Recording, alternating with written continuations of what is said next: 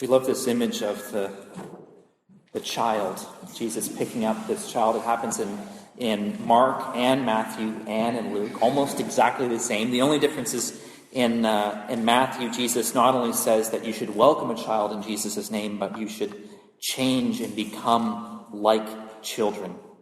Whoever becomes humble like this child is the greatest in the kingdom of heaven. And whoever welcomes one such child in my name welcomes me.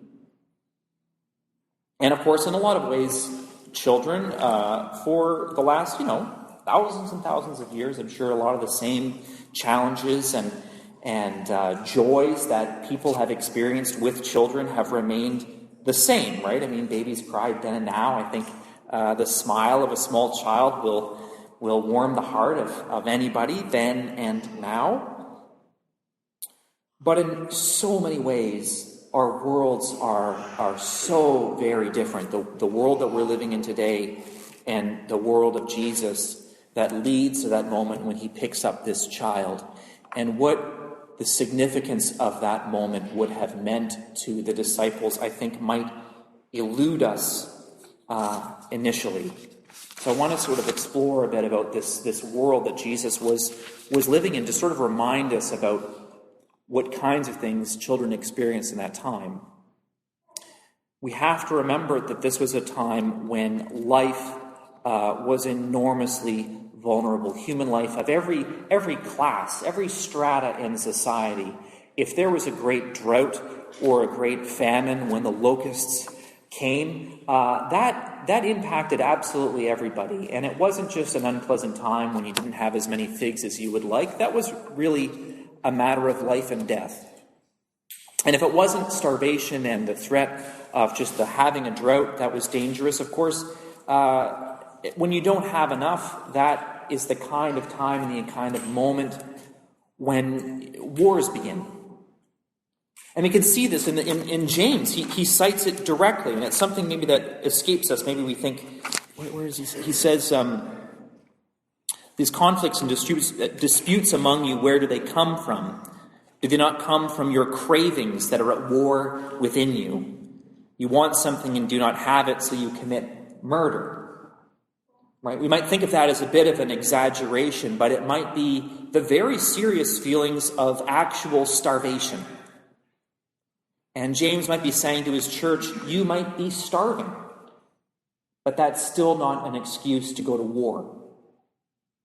That's a very powerful message, and something that human societies have wrestled with for a very long time, the choice between starvation and war. But that was the world that they were living in. That's the kind of stuff that the biblical writers are writing to. And so children in that world had a deep responsibility. If you're a family and you have to farm, having children meant that you had workers. And having a lot of children meant that you could run your farm successfully. And if you didn't have a lot of kids for whatever reason, it might be malnutrition, it might be because there's a challenge with fertility, that was a massive crisis. And not only was it a crisis just dealing with making your farm run properly, it was a crisis of faith. And everybody, your neighbors, your family, your friends would have believed that God had cursed you. And that's why you were going through that crisis. And maybe I shouldn't spend a lot of time with you, because if God is looking down on you, God might look down on me if I talk to you or invite you over for a meal. So there was a deep, deep crisis around all of these issues. And you can see throughout the Bible, not being able to conceive children was a crisis on every level. And of course, the children that were born, pretty much once you hit the age of 3, you were useful, and you were put to work doing something. There was no sort of lovely adolescence where you run around chasing butterflies. These kids were put to work, and they were put to work very early, and they were at the very bottom rung of society. They had no rights. They had no free time. They had abundant energy, which is great, because they can carry a lot of wood, they can plant a lot of seeds, they can, who knows, all the different tasks that these young kids did. They weren't paid a cent, and they weren't fed a lot. And there was also a lot of grief in everyone's hearts. There's some horrible statistics. Women had to have an average of 10 children to see 3 children grown to adulthood. That's how much challenges there were just with health care. 1 in 3 pregnancies had complications, which meant that a lot of women died in childbirth when they were very young. And so one of the things that did was, even though I think everybody loved and everybody's heart was open, for a lot of people, their hearts started to close a little bit. And when you had a new child, it was a time for celebration, but it was also a time where you could have your heart really, really damaged. And so everybody was quite distant from their children in a very different way from the way we are today.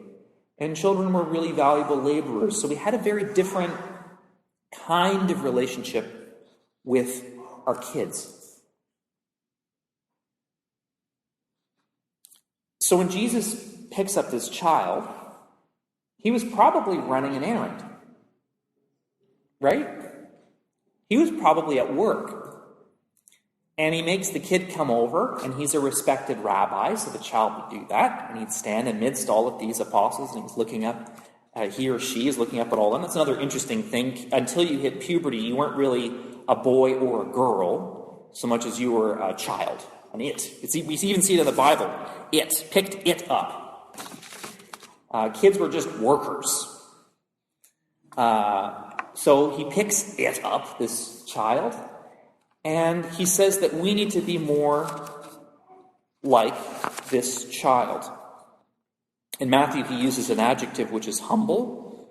From the Greek, we can also find brought low, one who is brought low.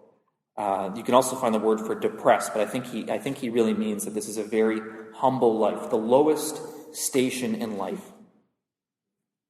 He might have meant we should be humble like this child. He might have meant that we should be as hardworking as this child, because that kid was definitely working a lot harder that day than any of the apostles were. Maybe he meant to be as wise as that child. He had to be smart. He probably didn't have enough food to eat, so I bet a lot of kids were really good at scrounging, finding those figs, finding those plants that they could eat, charming other people to give them food or grain. Jesus might have meant to be as street smart as that kid.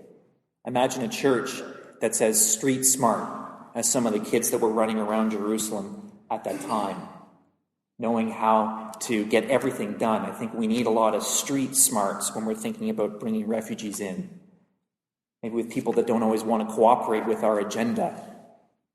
Sometimes we can be grand and expect the best from people, but I think other times we got to be really wise as to who we're talking to and what we need to say to get what we want as a church. Maybe Jesus wants us to be more like those kids.